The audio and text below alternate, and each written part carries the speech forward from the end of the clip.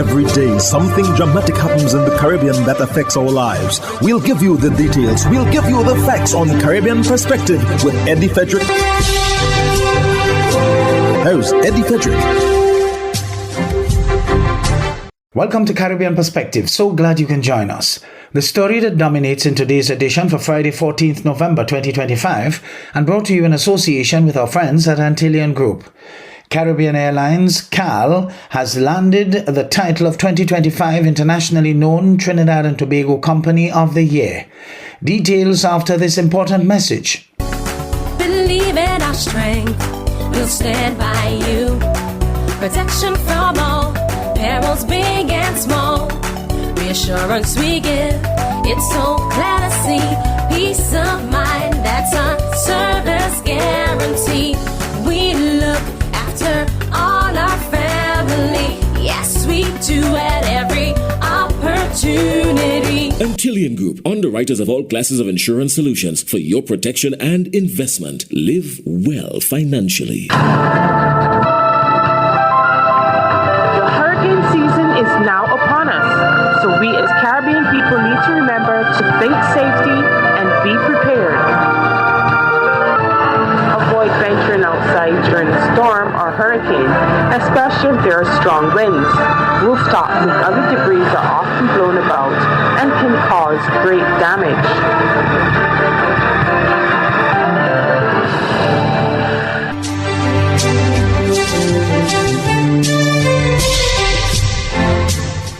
Welcome back. CAL was recognized by the Trinidad and Tobago Chamber for its unwavering commitment to excellence in service, its continued expansion across regional and international routes, and its success in showcasing Trinidad and Tobago's brand on the global stage. TTT News has more with Kevion John. Hail the wings of the region, birthed right here in Trinidad and Tobago, championing a future built on connection. Caribbean Airlines has cupped the title 2025 internationally known TNT-owned Company of the Year award by the TNT Chamber of Industry and Commerce for their 20th anniversary Champions of Business Awards.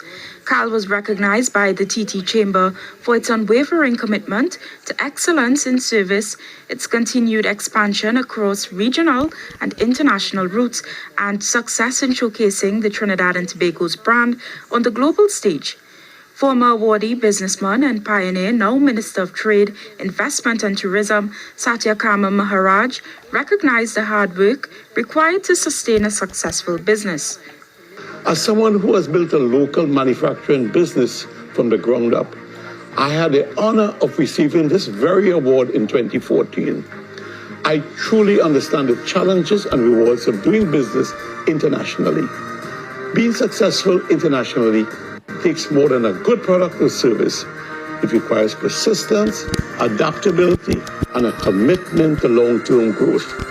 He noted the award, sponsored by the Ministry of Trade, Investment and Tourism, is a culmination of its commitment to helping businesses grow beyond the shores of this country. This award aligns perfectly with the ministry's ongoing mission to, among other things, boost non-energy exports and support the growth of globally competitive businesses. Minister Maharaj also applauded the ongoing achievements of the other distinguished nominees, noting that they too continue to play a vital role in strengthening Trinidad and Tobago's presence on the international stage. Other categories include Business Hall of Fame inductees, Innovation Award, Green Agenda Award, Breakthrough Exporter of the Year, Entrepreneurship Award, and SME Awards. The Champions of Business Gala Awards finale takes place tomorrow, November 13th at the Hyatt Regency. Kevion John, TTT News. In Jamaica, ExxonMobil and partners meet milestone of 900,000 BPD. Antonio Day of HGP Nightly News has more. ExxonMobil Ghana Limited and its co-ventures in the Sabo Block, Hess Ghana Exploration Limited and Sina Petroleum Ghana Limited announced on Wednesday that they have achieved a new production milestone of 900,000 barrels of oil per day. This achievement comes just months after the successful startup of Yellowtail, Ghana's fourth offshore project, which has now achieved its initial annual average production capacity of 250,000 barrels of oil per day. The company noted in a press statement.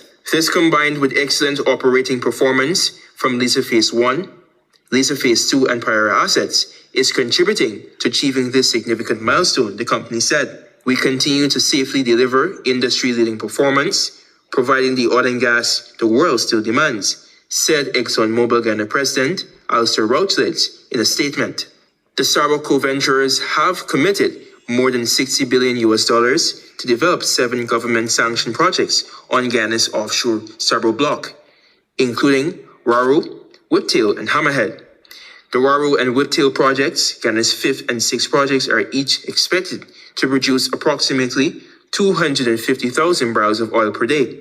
These projects are expected to begin operations in 2026 and 2027, respectively.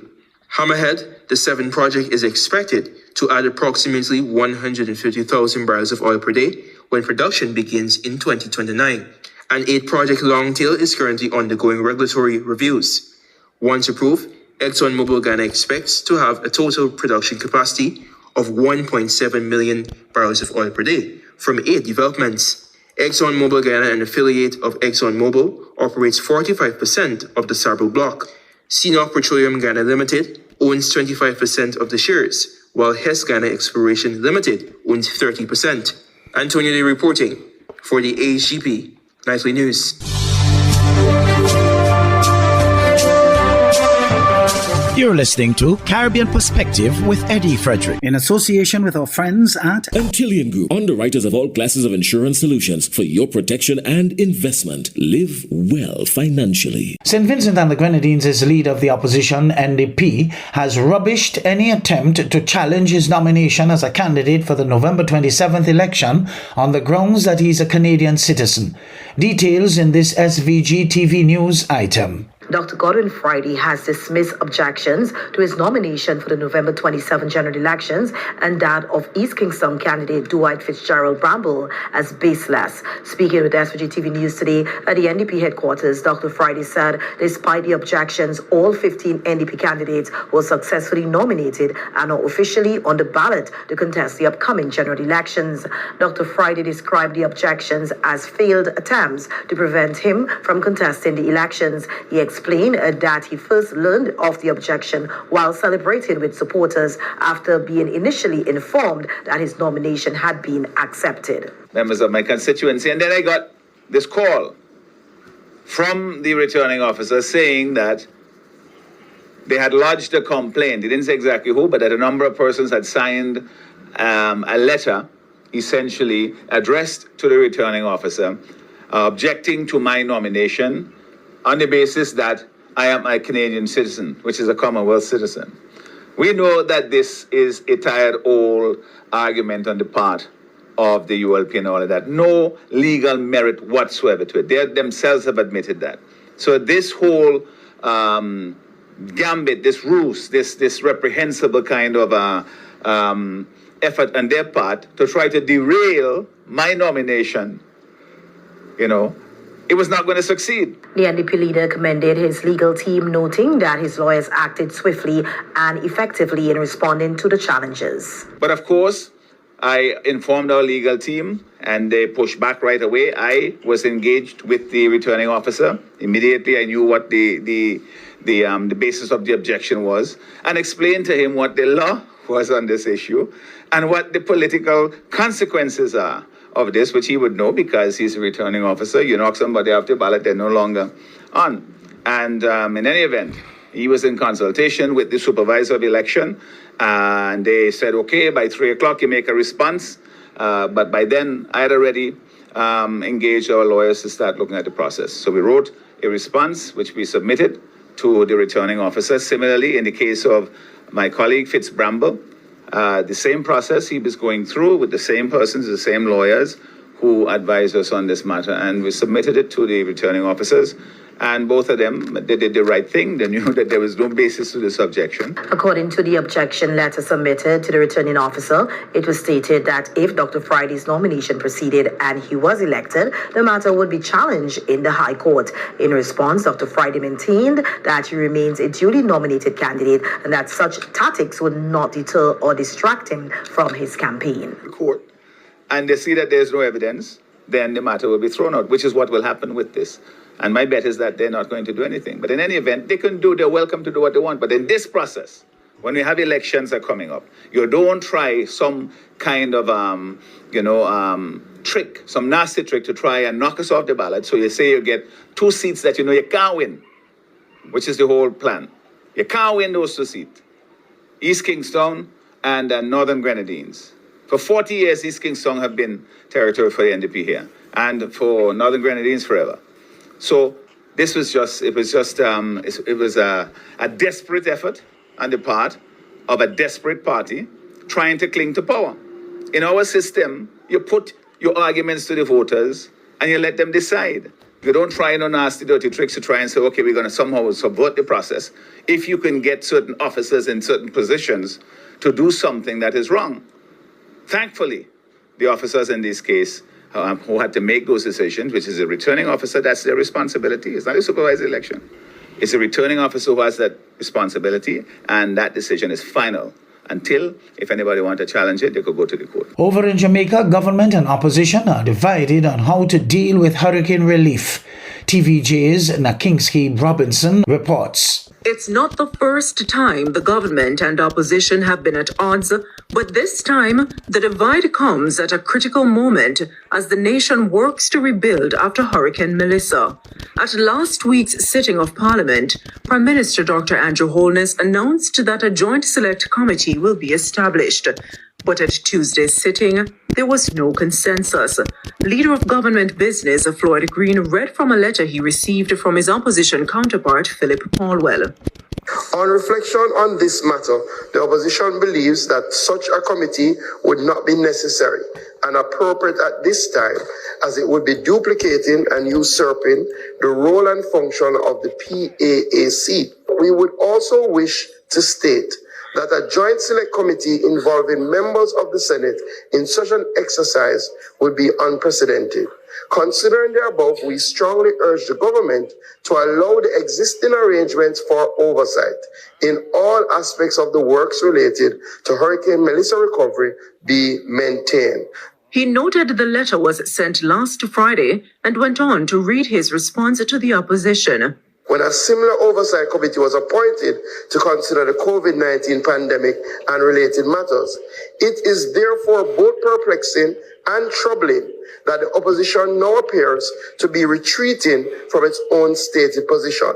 In a statement this afternoon, the PNP said it has consistently called for a broad-based national task force bringing together government, opposition, private sector and civil society to ensure transparency and accountability in relief distribution. The PNP said the proposal for a united task force was never intended to be a parliamentary committee, as such a body would be constrained by the procedural and scheduling limitations inherent to Parliament.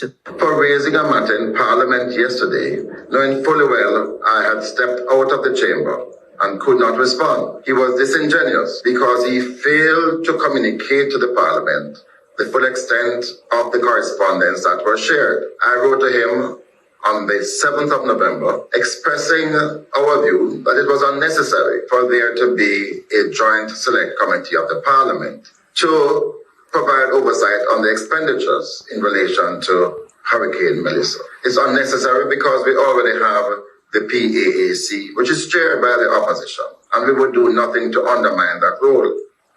The party says it remains committed to good governance and fair relief distribution, but will not support any mechanism that centralizes control or undermines existing structures.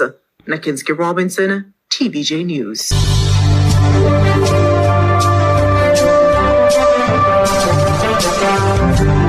I am Eddie Frederick, wishing you a restful weekend. This has been Caribbean Perspective, a whole new approach to highlighting developments in the Caribbean. In the meantime, please follow us on Facebook and subscribe to our YouTube channel for daily regional news and more, in association with our friends at Antillian Group. Believe in our strength, we'll stand by you. Protection from all perils, big and small. Reassurance we give, it's so clear to see. Peace of mind, that's our service guarantee. We look after all our family. Yes, we do at every opportunity.